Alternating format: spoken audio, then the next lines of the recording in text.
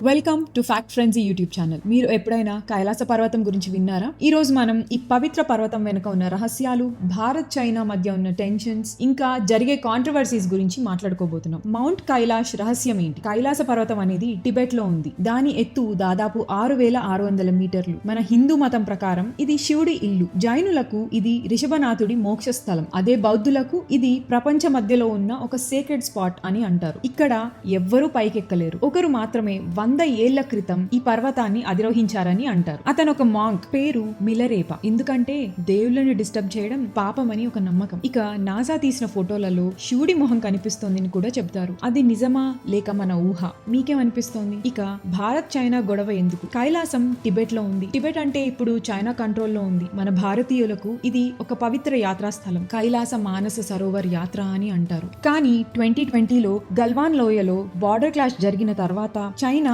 ఈ యాత్రను ఆపివేసింది. వారి మాటల ప్రకారం కోవిడ్ వల్ల ఆపామని అంటున్నారు. కానీ నిజంగా చూసుకుంటే ఇది పొలిటికల్ మూడ్ వల్ల జరిగినట్టుగా అనిపిస్తోంది. భారత ప్రభుత్వం చెబుతోంది చైనా కొన్ని అగ్రిమెంట్స్ ని ఫాలో అవ్వట్లేదని. ఇది యాత్ర మీద ఎలా ప్రభావం చూపుతుందో మనం చూడాలి. ఇక కాంట్రవర్సీ ఏంటంటే కొంతమంది ఏం చెబుతున్నారంటే ఈ యాత్ర ఆపడం వెనక టిబెట్ ఫ్రీడమ్ పాయింట్ కూడా ఉందంట. చైనా అనుకుంటోంది పిల్గ్రిమేజ్ అనుమతిస్తే టిబెట్ మీద గ్లోబల్ అటెన్షన్ వచ్చేస్తుందని. అదలా ఉంటే కైలాసం పక్కనే ఉన్న మానస సరోవర్ అనే ఒక లేక్ చాలా ప్రశాంతంగా ఉంటుంది. ఇంకో లేక్ రాక్షస్ స్థల్, అది కొంచెం అగ్రెసివ్ ఎనర్జీ లాగా ఉంటుంది. ఇవి యింగ్ యాంగ్ లా బ్యాలెన్స్ అయి ఉంటాయంట. అక్కడ కొన్ని వియర్డ్ లైట్స్, సౌండ్స్ కనిపించాయని కూడా చాలా మంది యాత్రికులు చెప్పారు. అవి నిజంగా స్పిరిచువల్ పవర్ వల్ల లేక నేచర్ మాయా? మీరేమనుకుంటున్నారు? కానీ ఇప్పుడు ఒక గుడ్ న్యూస్. లేటెస్ట్ అప్డేట్ ఏంటంటే 2025 జనవరిలో భారత్ చైనా డిస్కషన్స్ తర్వాత ఈ యాత్ర మళ్ళీ జూన్ 2025 నుంచి స్టార్ట్ అవుతోంది. లిపు లేక్, నతూలా అనే 2 మార్గాల ద్వారా వెళ్ళొచ్చు. కానీ